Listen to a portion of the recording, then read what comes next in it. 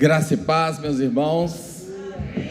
Que alegria é estar aqui mais uma vez, com tremor e temor diante de Deus, tendo a mais absoluta convicção de portar uma mensagem de Deus para o seu coração.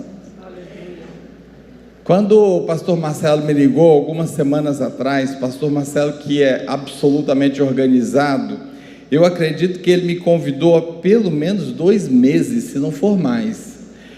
Aconteceu uma coisa que nunca me aconteceu. Ele estava comigo ao telefone e Deus me deu a mensagem que eu deveria trazer hoje à noite. E eu tive a mais absoluta certeza de que vinha de Deus. E agora eu estava ali no meu lugar, ouvindo, pastor Omar, a sua palavra, e os irmãos vão ver como ela tem tudo a ver, e o pastor Omar não tem a menor ideia sobre o que vou falar, e a prova de que isso é de Deus, e que Deus tem urgência na transmissão dessa palavra, é que o que ele disse, que creio, pastor Omar, não é para um irmão, é para a igreja. É uma palavra que pode parecer dura, uma palavra enfática, mas é uma admoestação, é uma advertência que vem do Senhor. Eu não tenho dúvida, pastor Omar, que o Senhor que o impeliu para vir até aqui, entregar essa palavra, e eu quero testemunhar isso diante da igreja.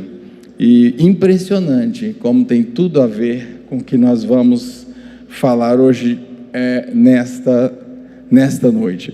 A palavra que o Senhor colocou em nosso coração tem por título uma pergunta que eu gostaria que cada um de nós respondêssemos diante do Senhor. Hoje é o seu dia? Hoje é o seu dia? Eu gostaria de convidar os irmãos para abrirem suas Bíblias, lá no profeta maior, no profeta Isaías, capítulo 40, nós vamos ler um conhecidíssimo texto. Nós mencionamos esse texto na nossa aula de EBD hoje, então os irmãos que estiveram com a gente da EBD já ouviram um preâmbulo dessa palavra. É um texto forte, é um texto enfático, é um texto que eu tenho certeza, através do qual o Senhor falará profundamente ao nosso coração. Isaías 40, a partir do versículo 12.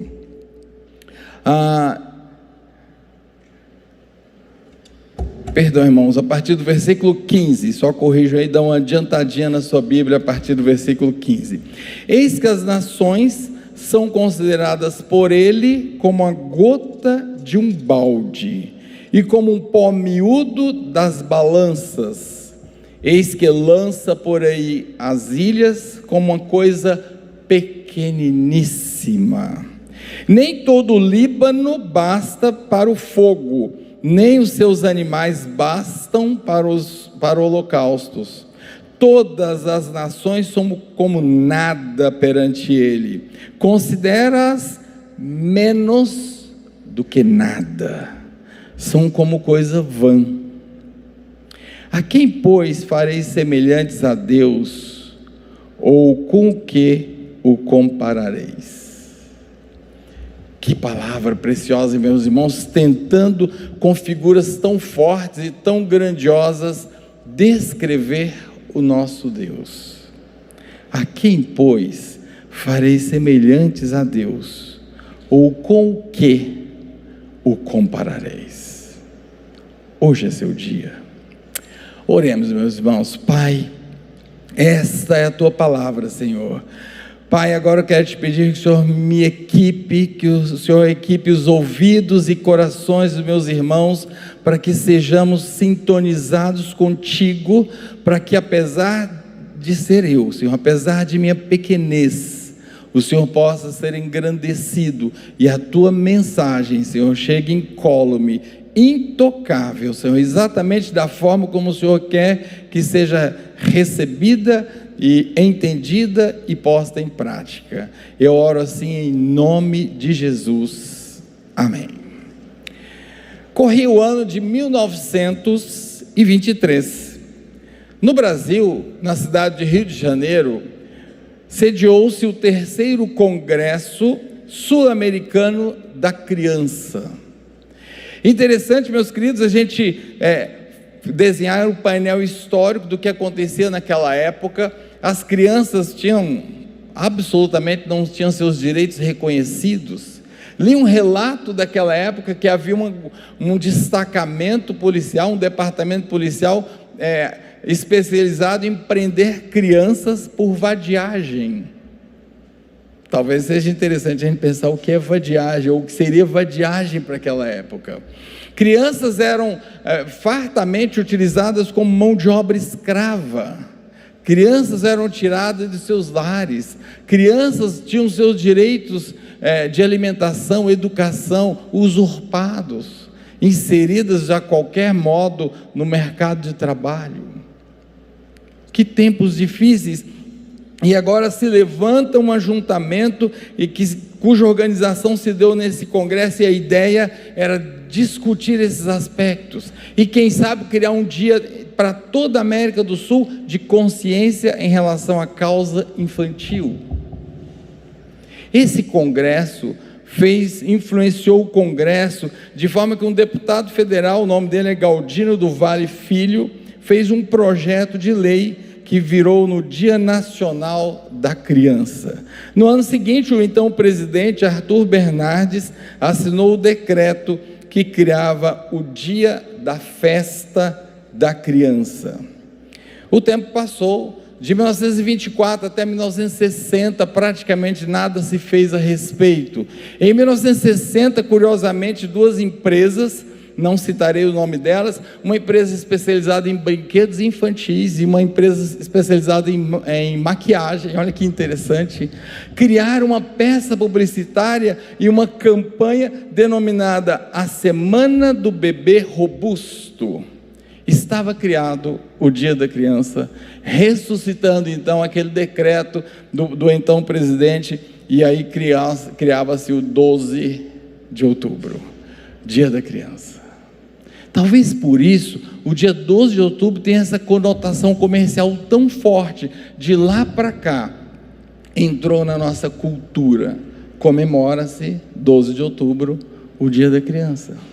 E que simbólico, irmãos, eu não acredito, posso estar errado, mas não acredito que o pastor Marcelo tenha pensado nisso. Puxa, 12 de outubro, vou chamar o pastor do Ministério Infantil, do Semente Ágape, para pregar. Creio que não.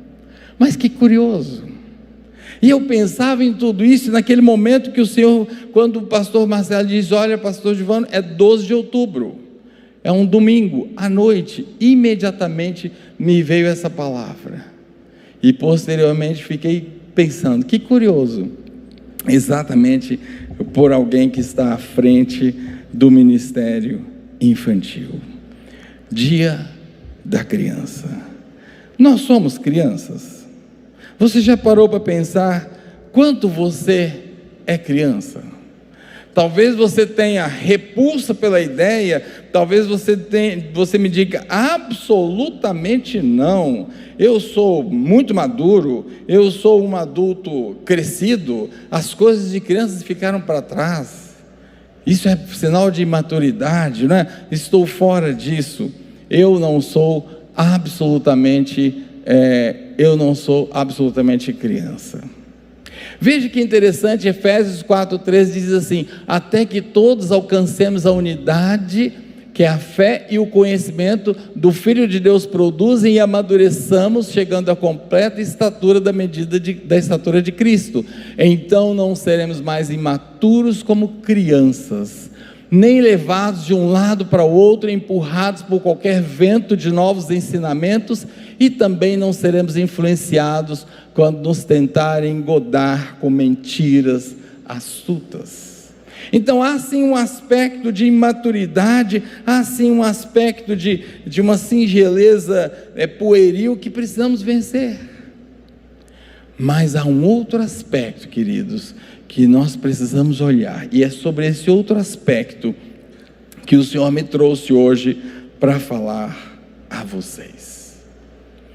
Quando pensava nesse outro aspecto das crianças, irmãos, eu me lembrei de um vídeo que outro dia assisti de carona com a Aninha, quando ela estava surfando pelas redes sociais dela. Eu gosto de ver os vídeos, as redes sociais da Aninha de carona. Ela fica lá olhando e eu de olho do ladinho ali dela, olhando as redes sociais com ela.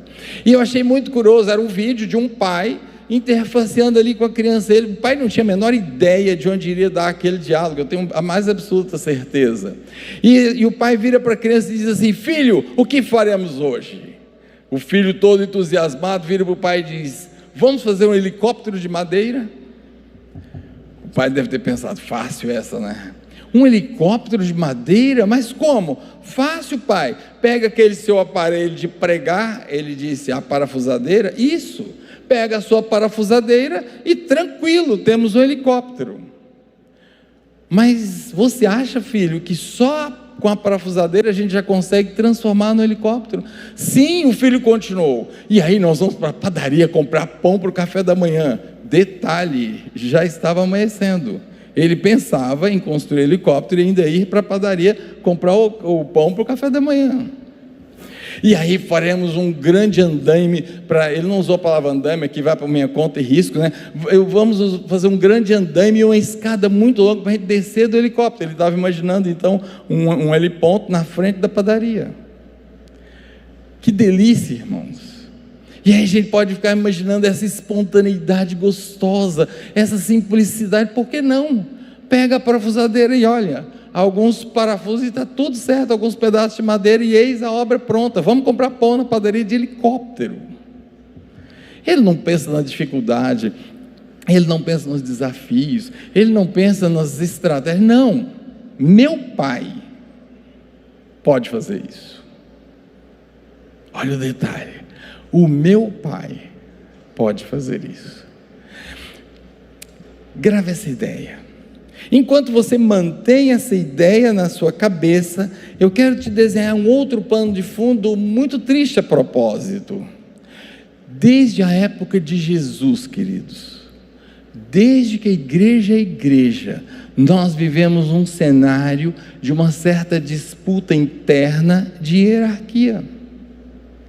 Gostei muito hoje do testemunho da irmã Cris, quando ela disse assim: eu estou aqui para servir, eu descobri que eu preciso servir, porque há um outro movimento, há uma outra força, uma força que diz assim: qual é o meu lugar? Que destaque eu terei? Qual é a minha posição? Como se a gente tivesse uma espécie de carreira, sabe?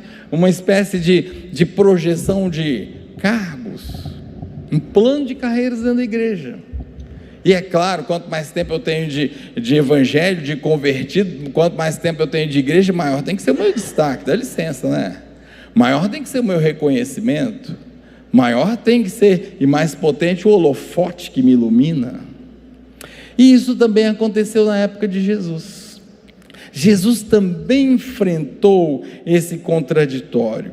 Certa vez os discípulos acercaram Jesus, fazendo a pergunta, talvez a pergunta que inaugurou esse drama na vida da igreja. Sabe o que perguntaram para Jesus? Perguntaram para Jesus assim: Senhor, afinal, esse afinal é assim, é de botar contra a parede mesmo, irmãos. Afinal, quem é o maior no reino dos céus? De lá para cá, irmãos, a história é a mesma, seja de modo consciente, explícito ou não. Quem é o maior?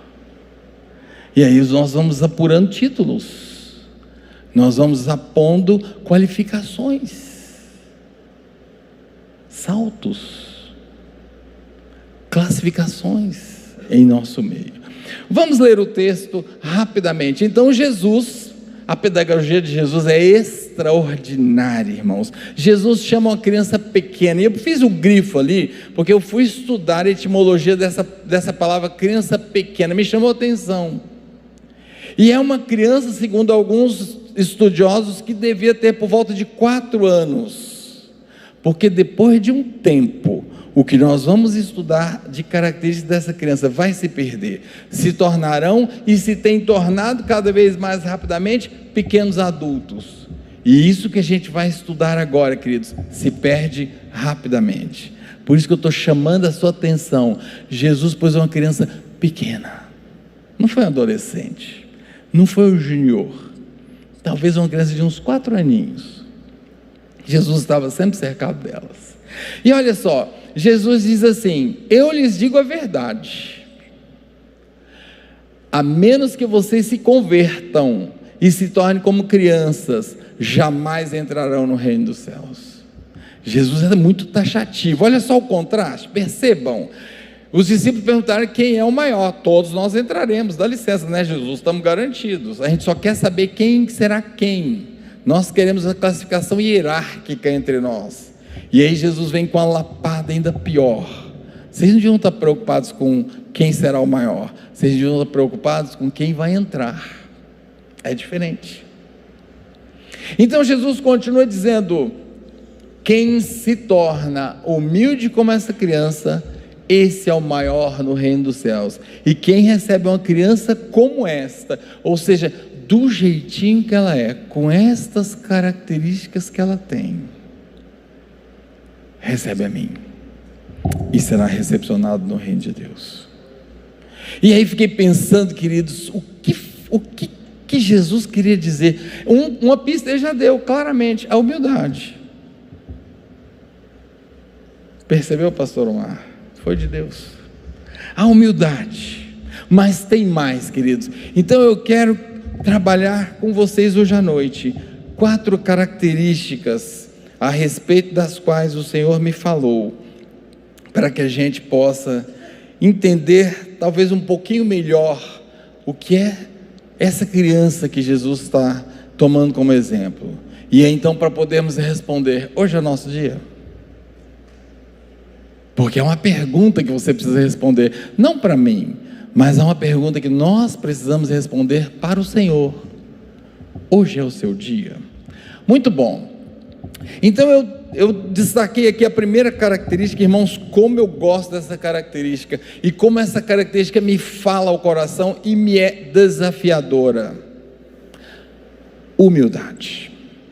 Ela é oriunda da expressão do latim humus iudi.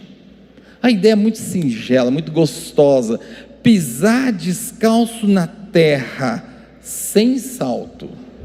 A altura pela qual você se apresentar é a sua real altura, sem salto, sem nenhuma qualificação, sem nenhuma posição de predicado algum. Humilde. Despojamento, singeleza, sem soberba. Ah, meus queridos, por isso que tem que ser com 4 anos ou menos. É impressionante como ao longo da vida a gente vai adquirindo e vai se impregnando de determinadas coisas, e vamos nos enchendo dela, e vamos nos inchando. Isso não agrada ao Senhor. Hoje o Senhor está nos dizendo: humildade, pisa descalço, mostra a sua real estatura, tira o salto. Humildade, despojamento. Muito bom. Lá em Mateus 11, 29 está escrito assim: tomem sobre vocês o meu jugo, deixem que eu lhes ensine, pois sou manso e humilde de coração. O próprio Jesus dá esse exemplo. Aliás, a palavra diz que ele, sendo Deus, não teve por usurpação ser como Deus, mas se humilhou, e achado na forma humilde, foi levado à cruz e morreu a minha e a sua morte. Que exemplo, irmãos, que exemplo. Quantas vezes facilmente a gente vira, por qualquer circunstância da vida, sabe com quem está falando? Soberba. Se acha mais que o outro. Está usando uma régua de hierarquia. Quando exatamente o contrário. A gente devia se considerar ainda menor do que o outro. É o contrário. Hoje é o seu dia. Vai pensando aí. Bem-aventurado os humildes de espírito, porque deles é o reino de Deus. Foi assim que Jesus começou o sermão das bem-aventuranças. Se isso não fosse importante, ele não começaria assim. Humildade. Criança pequenininha, meus irmãos, não quer saber que roupa que você vai colocar nela, qual é a marca, quanto custou. Sem problema nenhum. Se é uma roupa estilosa ou se é uma roupa que comprou lá no braço, numa liquidação, e daí? Pouca diferença, ou melhor, nenhuma diferença faz. Humildade.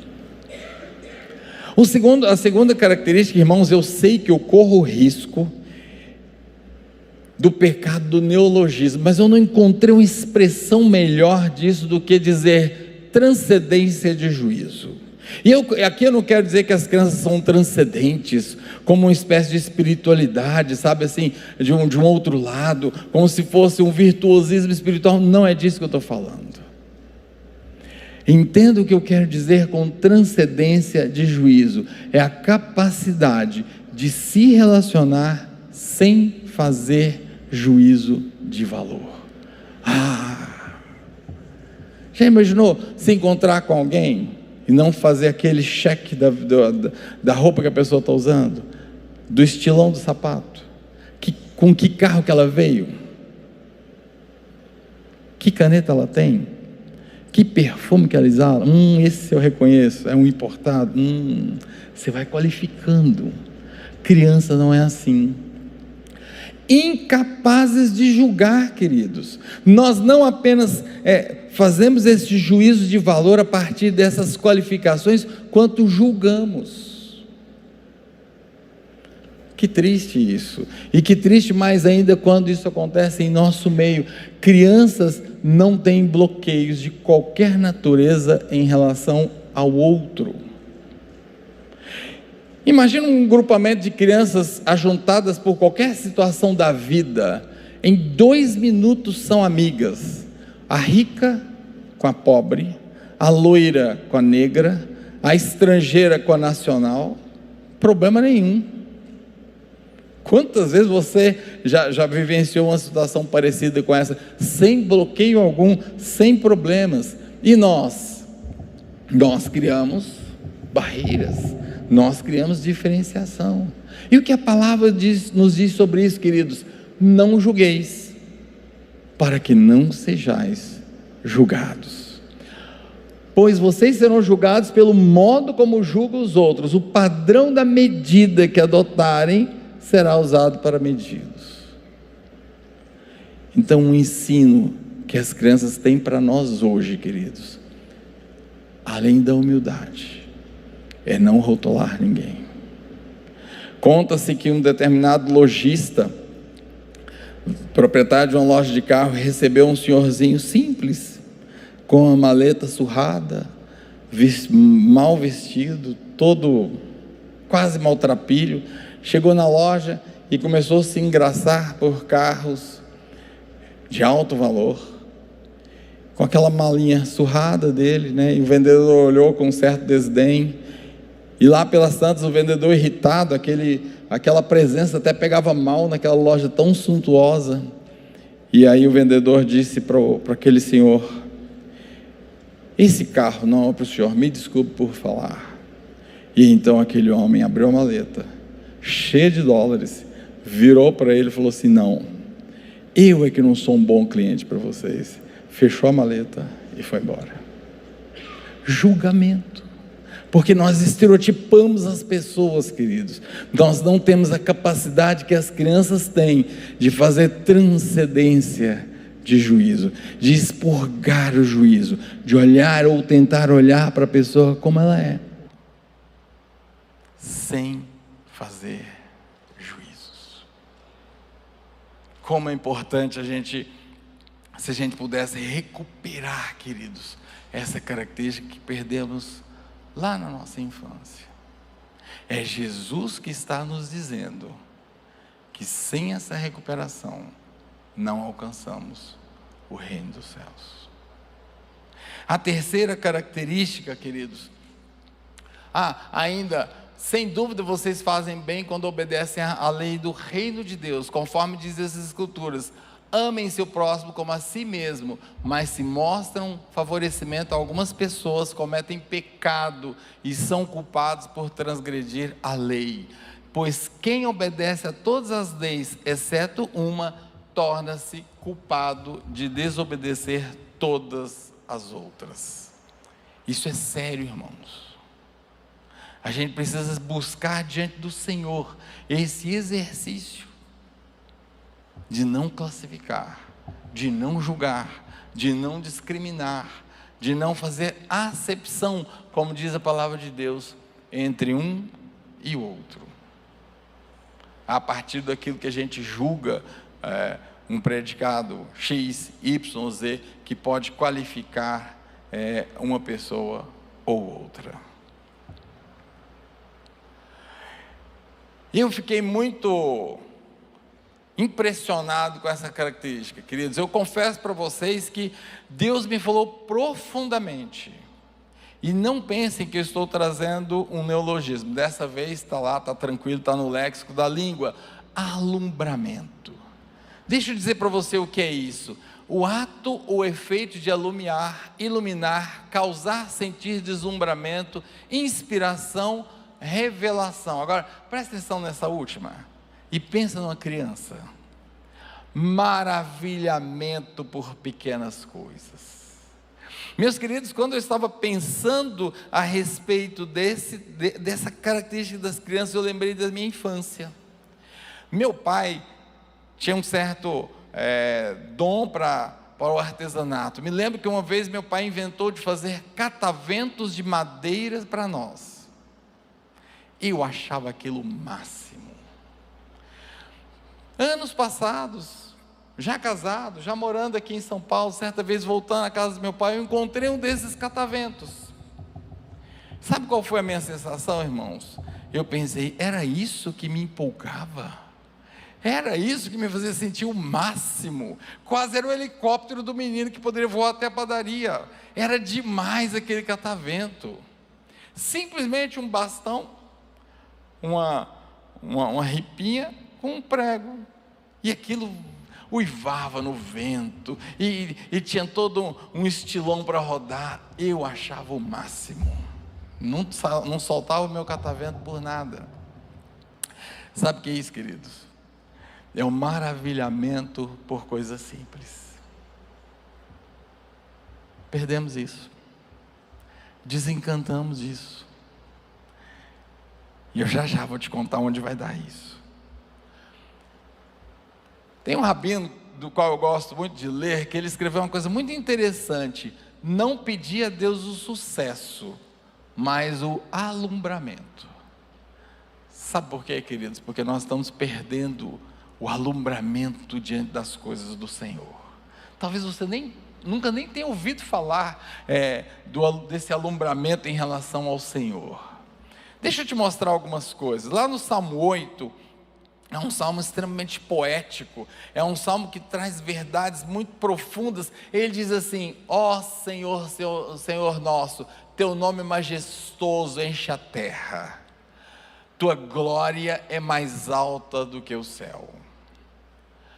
Tu ensinaste crianças e bebês a anunciar a tua força, assim calastes os seus inimigos e todos os que a ti opõem. Agora, presta atenção no alumbramento. Olha o que ele vai dizer: quando eu olho para o céu e contemplo a obra dos teus dedos, uau, eu caio em êxtase, eu saio de mim, eu não consigo parar de olhar, parar de contemplar, eu não consigo parar de pensar. Ei, quando eu olho as estrelas que ele pusesse, eu pergunto: quem são os simples mortais para que penses neles Já imaginou? Aquele Deus, não esquece do texto que nós lemos, eu já vou voltar a ele. Aquele Deus todo-poderoso, para os quais ilhas não são nada, Ele pensa em você. Esse Criador do céu e da terra, esse Criador desse universo que a gente não faz nem ideia do seu tamanho, se a gente não faz ideia do tamanho do universo que é a criação dele, o que dirá dele mesmo? Esse Deus pensa em você. Se isso não te faz cair extasiado diante do Senhor, você está anestesiado, me perdoe. E você precisa de um antídoto para se recuperar rápido dessa anestesia, porque esse estado é perigoso. Quem é? Quem são os simples mortais para que pense neles? Quem são os seres humanos com ele, para que com eles te importes? Essa constatação do salmista dizendo assim: puxa, esse Deus tão grande, tão poderoso, que criou esse universo tão imenso, pensa em mim, olha para mim, se importa comigo, faz com que as misericórdias dele a meu favor se renovem a cada manhã. Daqui a algumas horas será amanhã de novo, e mais uma vez as misericórdias do Senhor. Não é assim um banho, sabe, não é uma coisa amorfa assim, impessoal, derramou sobre todo mundo, não, é pessoal, é as misericórdias sobre a sua vida, é o seu CPF, é o seu nome, é para você. Isso tem que nos extasiar, meus queridos, isso tem que nos deixar absolutamente boquiabertos. É isso que criança tem. Era eu com o meu catavento, achando o máximo. Eu procurei uma foto hoje à tarde, porque meus pais têm, eu não consegui encontrar. Eu tenho foto do meu catavento, irmãos. Eu tenho, porque era o máximo aquele catavento. Talvez agora meu pai vai descobrir, ele vai ver essa mensagem, ele vai descobrir que era o máximo, mas era o máximo. E eu ficava simplesmente embevecido, como meu pai é capaz de fazer um catavento desse, e gira, e capta o vento, e até zune. Que maravilha é o catavento, que estado de maravilhamento. Há uma música tão antiga que fala disso. Quando eu, maravilhado, contemplo a tua criação, então eu só tenho uma resposta: ficar nesse estado de êxtase, dizendo: Senhor, tu és grande. Sabe, irmãos, um dos problemas muito sérios é que muitas vezes nós cultuamos ao Senhor de forma mecânica. Nós sabemos a letra, até sentimos uma certa emoção. Que triste é quando é só uma emoção. Levantamos a mão, até porque todo mundo levanta, e se eu não levantar vai pegar mal. Mas nós não vivemos a letra, nós não vivemos essa realidade tão profunda, nós não sentimos esse êxtase, porque muitas vezes nós estamos anestesiados por condições que o mundo nos fez impregnar, progressivamente, desde os 4 anos de idade. Por isso que Jesus pegou uma criança pequenininha.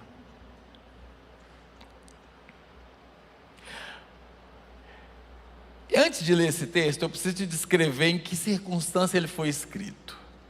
Exílio da Babilônia, sofrimento em uma terra terrível, em um povo mau, politeísta, que odiava Israel, e agora esse povo passa 70 anos sobre sofrimento atroz, e aí vem o Senhor, e o redime, e o liberta, e traz de volta para a sua terra. Mantenha essa cena na mente, e agora vamos ler. Quando o Senhor trouxe os exilados de volta a Sião, foi como um sonho. Olha o alumbramento aí. Nossa boca se encheu de riso e cantamos de alegria. As outras nações disseram: o Senhor fez coisas grandiosas por eles. Sim, o Senhor fez coisas grandiosas por nós. Que alegria! Isso é alumbramento puro, irmãos. E aí, além de não mais vivermos o que cantamos, agora nós conseguimos piorar o cenário. Nós não mais vivemos o que lemos. E começamos a ler a palavra de Deus. Isso é sério, queridos. Não sou eu que estou falando, é o Senhor quem está trazendo esse recado para a nossa vida. Nós lemos minimamente a palavra de Deus quando a lemos, e lemos como um livro comum. Não mais meditamos, não mais vivenciamos, não mais sentimos o Senhor da palavra. Como é que Ele vai falar comigo e com você? Perdemos isso. E esse alumbramento é contagiante. Perceberam aqui? O que as nações falaram? Não são o pessoal que serve ao Senhor, que não tem o temor do Senhor, não. Olha só, as outras nações disseram: o Senhor fez grandes coisas por eles. Quando nós transbordarmos, queridos, nossa vida espiritual, quando o nosso relacionamento com o Senhor for tal, que nós caímos em êxtase diante dEle, reconhecendo a sua grandiosidade, o nosso nulismo, o nosso nada, e esse nada é assistido pontualmente pelo Senhor, nós vamos contaminar quem está do nosso lado, e quem está do nosso lado vai ficar por contágio alumbrado também, e vai dizer: bendito é esse Deus que é grande, porque eu estou vendo o que Ele tem feito na sua vida. Quão longe será que estamos disso, irmãos? Amanhã é segunda-feira, segundona, como diz alguns. Nossa lide volta toda. Eu sempre penso, quem dera se fosse sempre domingo. Que bênção, mas amanhã é segunda-feira. E amanhã estamos inseridos em nossos contextos pessoais, nos relacionando com pessoas que não conhecem esse Deus. Quanto, sinceramente, nós a temos feito alumbradas, quedando-se, reconhecendo o Senhor, só por verem o quanto nos alumbramos diante dEle. Criança alumbra-se com um catavento tosco, 2 pedaços de madeiras, talvez trabalhadas um pouquinho ali com um formão para pegar vento, fixadas com prego, e acha o máximo. Isso é sério, queridos, a gente precisa parar para pensar nisso. E o que dizer então do cântico de Miriam, irmãos? Eu de novo preciso descrever para você a cena aqui, porque ela é forte.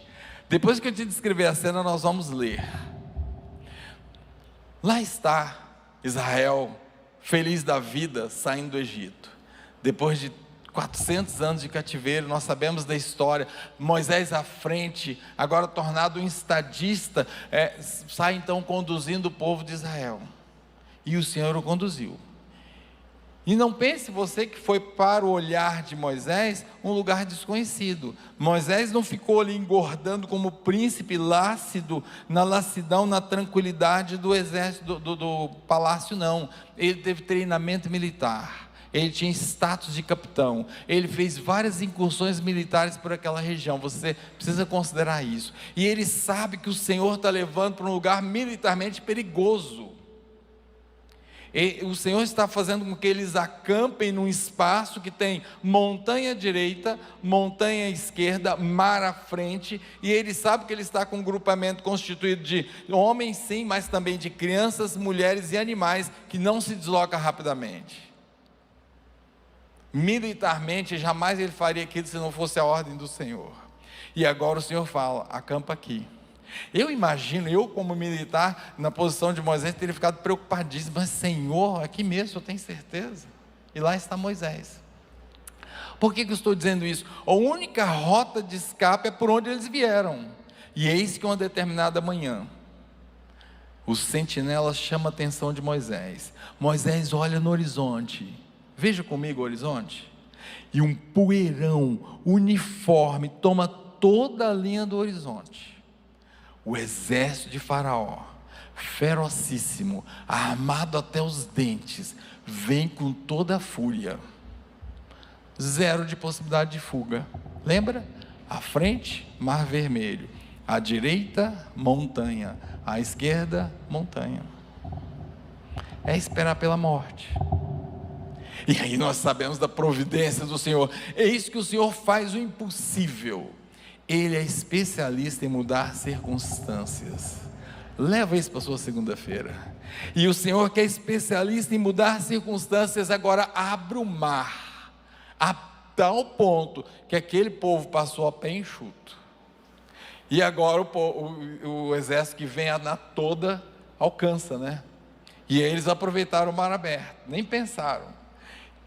E agora o povo já está do lado de lá, conseguiu atravessar, e agora está em pleno val do mar. Quem? O exército. E aí começa a dar ruim, as rodas começam a emperrar, cavalo tropeça, carro quebra, as coisas estão muito penosas. É a providência do Senhor para que dê tempo para o pessoal sair da outra ponta. Quando o último pé saiu, visualiza comigo, gente, eu sou muito visual, visualiza comigo, o último pé saiu, e o Senhor deu ordem para Moisés: baixa a vara. Quando Moisés baixou a vara, as águas voltaram. Foi-se a tarde daquele dia, alegria, à noite, e de manhã, o que encontraram na praia? Corpos de soldados, de cavalos, pedaços de carro.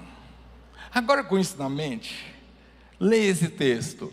Então Moisés e o povo de Israel entoaram esse canto ao Senhor: cantarei ao Senhor, pois ele triunfou gloriosamente, lançou no mar o cavalo e seu cavaleiro. O Senhor é a minha força e a minha canção, Ele é o meu Salvador, Ele é o meu Deus, e eu o louvarei, pois Ele é o Deus do meu Pai, e eu o exaltarei. Aleluia!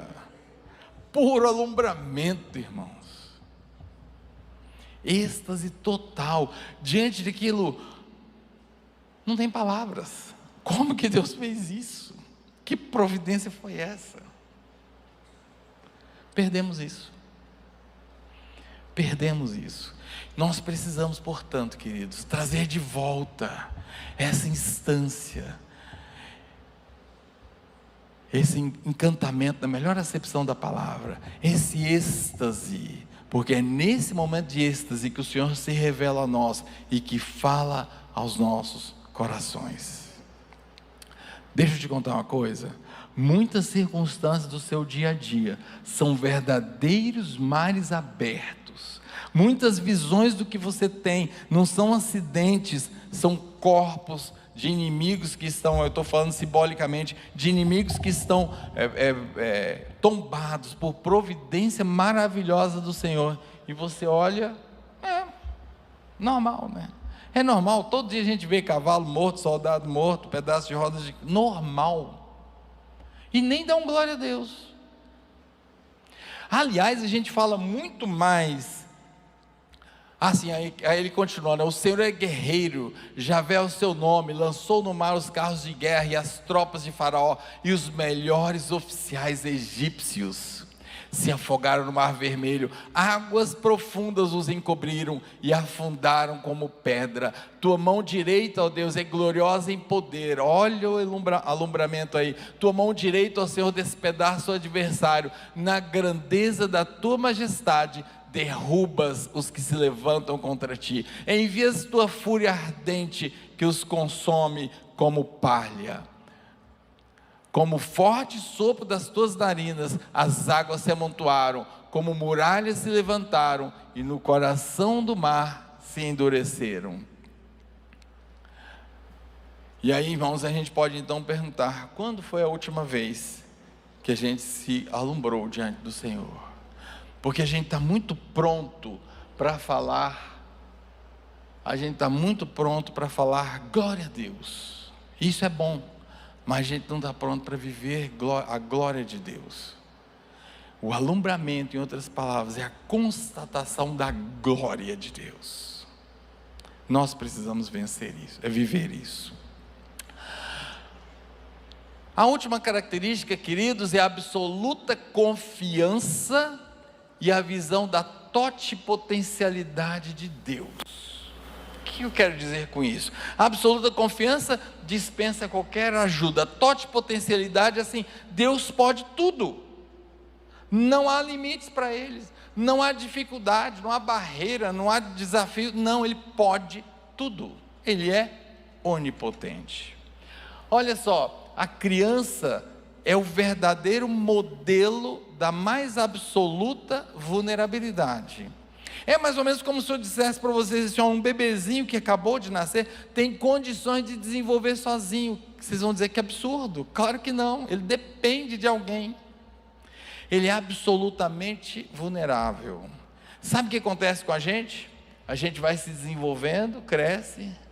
Agora, vocês vão ficar escandalizados, eu tenho certeza. Continuamos exatamente vulneráveis da mesma forma, queridos. Só que achamos que não. Mas somos igualmente vulneráveis. Se não formos cuidados pelo Senhor, ai de nós. Mas nós nos achamos. A gente acha que se basta. A gente acha que dá conta.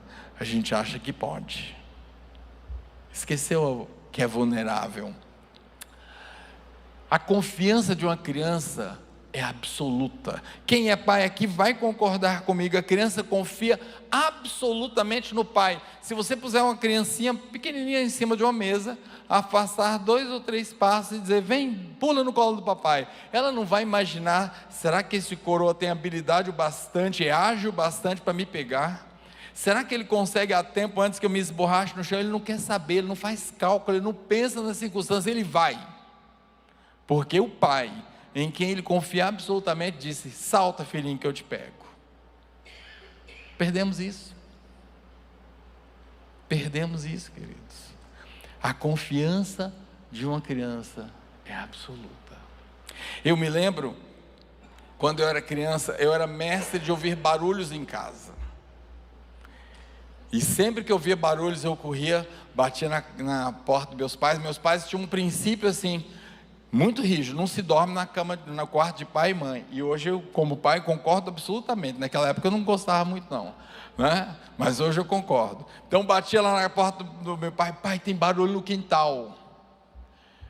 O que meu pai fazia? Meu pai ligava a luz, saía lá todo firme, e eu pensava, como meu pai é corajoso, né? Vistoriava o quintal, filho, pode dormir, não tem nada. Ia morrendo de medo, mas ia porque afinal não podia ir para o quarto dele, né? Mas eu ia tranquilo, porque o meu pai, em quem eu confiava, disse que não tinha nada no quintal. E eu sabia que eu tinha ouvido. Anos depois, meu pai contava que muitas vezes eram pequenos bandidinhos que havia mesmo entrado no quintal, mas que ele ia para pegar qualquer coisa. Então, ele, para não nos preocupar, ele falava que estava tudo bem. Só de ligar a luz, o cara já tinha corrido. Então, por que ele ia me preocupar? E isso mantinha a minha mais absoluta confiança. Eu continuava confiando absolutamente. Guardem essa palavra que eu já vou tratá-la com vocês. A fé de uma criança não tem enfeites religiosos, queridos. É uma fé simples, é uma fé absoluta. Criança crê e ponto. Nós cremos condicionalmente.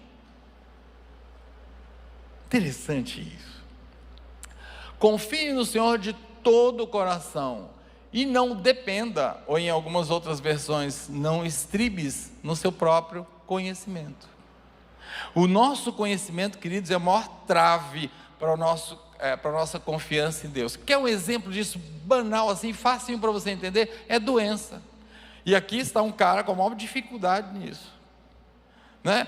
A gente imagina, por exemplo, uma doença grave qualquer, um câncer, por exemplo, e um câncer avançado.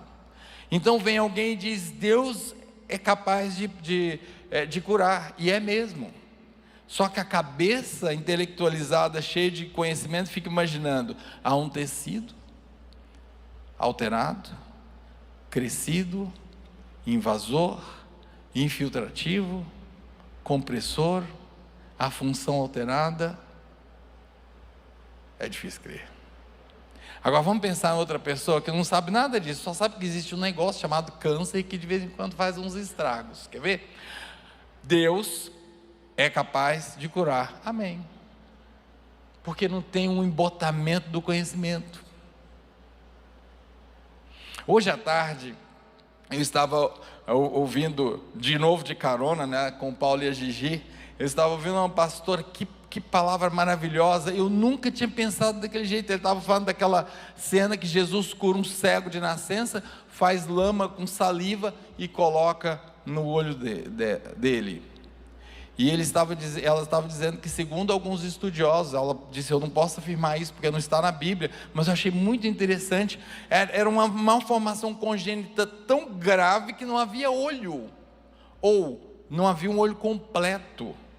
E aí aqui Jesus fez foi rememorar a própria criação do barro.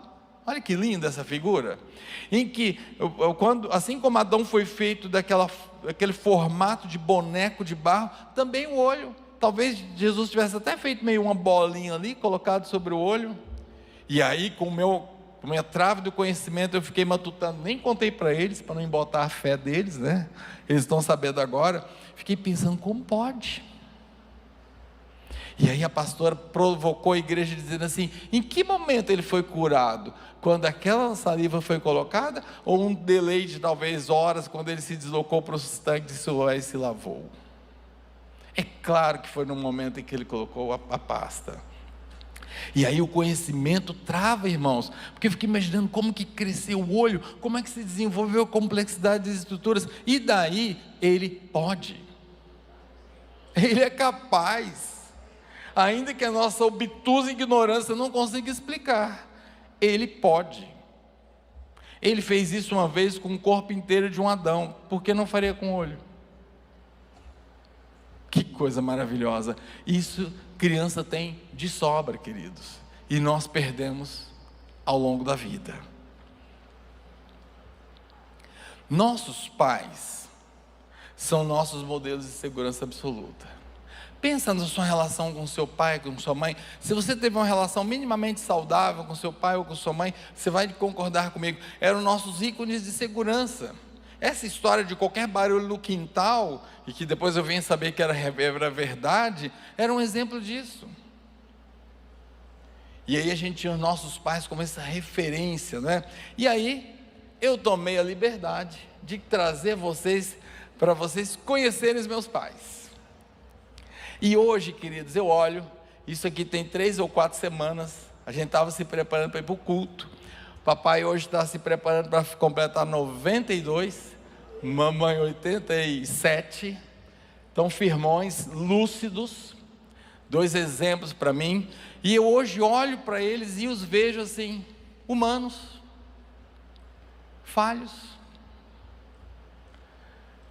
Não é aquela fortaleza absoluta, absolutamente infalíveis que eu imaginava como criança. São gente. Mas naquela época, eu os tinha como absolutos referenciais de confiança, de segurança, de firmeza. Eles eram inabaláveis, inatingíveis. Se meu pai enfrentasse um ladrão no quintal, o ladrão que ia sair mal. Jamais levaria um tiro ou qualquer coisa parecida, porque era meu pai. Percebam isso. E hoje a gente sabe, poderia sim ser vitimado, né? Como tantos são gente, são bonitinhos, né? Dá vontade, como diz a Gigi, pôr num potinho, guardar, né? Na prateleira, são bonitinhos, mas são gente. Por que eu estou falando isso, queridos? Vamos voltar ao texto. Lembra da descrição que a gente fez de Deus? Porque quando criança, nós aprendemos a crer e confiar absolutamente num sujeito falho, cheio de problemas, cheio de defeitos, cheio de imperfeições, mas a nossa confiança era absoluta, inegociável. Nem passava pela nossa mente não confiar neles. No entanto, diante de um ser tão poderoso como está descrito nesse texto, um ser que tem o oceano nas suas mãos, mede os céus com os dedos, sabe sobre o peso da terra, conhece Eu tenho absoluto controle do conhecimento. Eu gosto muito dessa imagem, irmãos. Para eles é como se as coisas fossem como uma gota no balde. Qual a diferença para um balde uma gota faz? Quanto vai abalar uma balança aqui? São aquelas balanças antigas. Você precisa entender isso, que se põe de um lado um peso e do outro lado a coisa ser pesada. E a ideia é: porvire aqui algumas porções de poeira e veja o quanto vai oscilar o prato da balança. Nada. No entanto, apesar de termos confiado nos nossos pais na nossa infância, diante de um Deus como esse, nós não confiamos. Diante de um Deus como esse, nós não confiamos. Nós confiamos condicionalmente. Nós confiamos à luz das nossas condições. Nós confiamos à luz de circunstâncias. Seria isso confiar? Portanto, queridos, e eu já estou caminhando para finalizarmos, nós precisamos recuperar a humildade das crianças.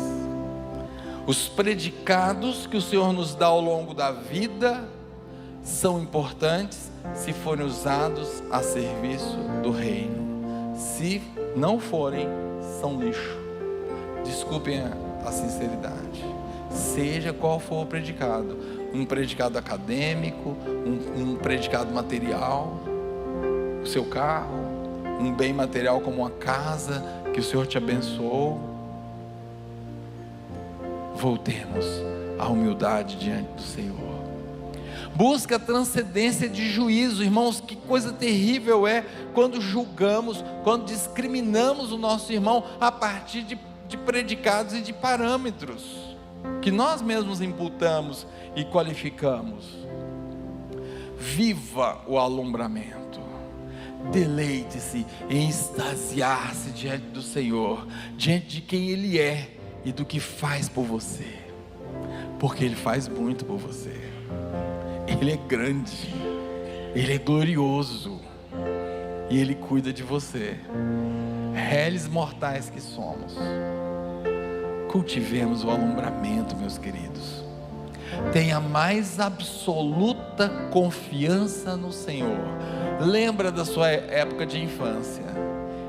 Tragamos essa confiança no nosso pai como aquele ser infalível, na nossa mãe como aquela fortaleza inabalável, embora não fosse. Traga para a sua relação com Deus. Lembre-se que o Senhor é totipotencial, é todo poderoso. Ele pode tudo, sem limitações. Portanto, humilde serve. Não busca posições na igreja.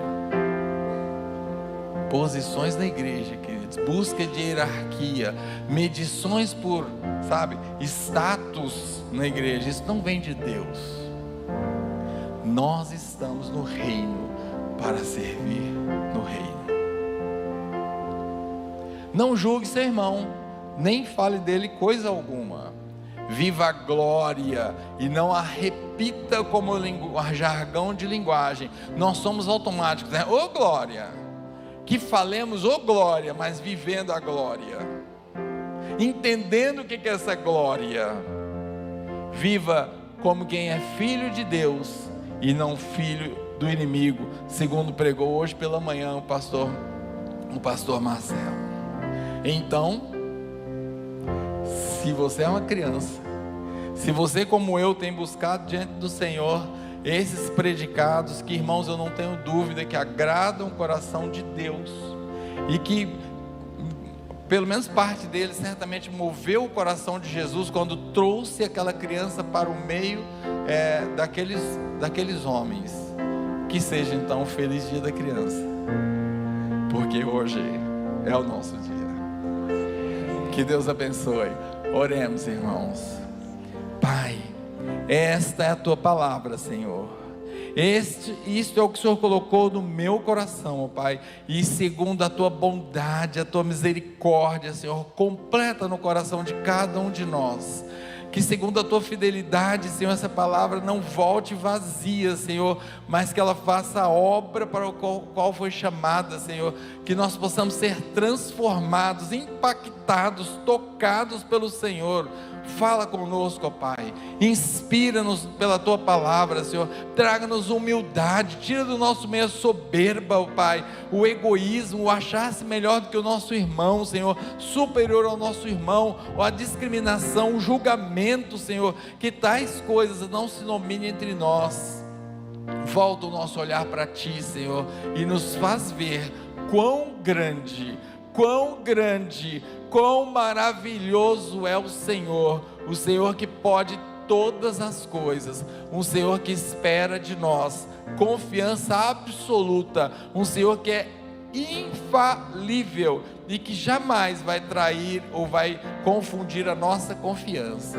Obrigado, Senhor, por esse tempo diante de Ti, Senhor. Obrigado por Tua igreja aqui reunida e virtualmente também, Senhor. Abençoa a Tua casa, o Teu reino, Senhor, e nos aprimore a cada dia, para que sejamos, ó Pai, mais próximos daquilo que o Senhor desenhou para nós. Eu oro em nome de Jesus. Amém. Amém, queridos. Deus abençoe.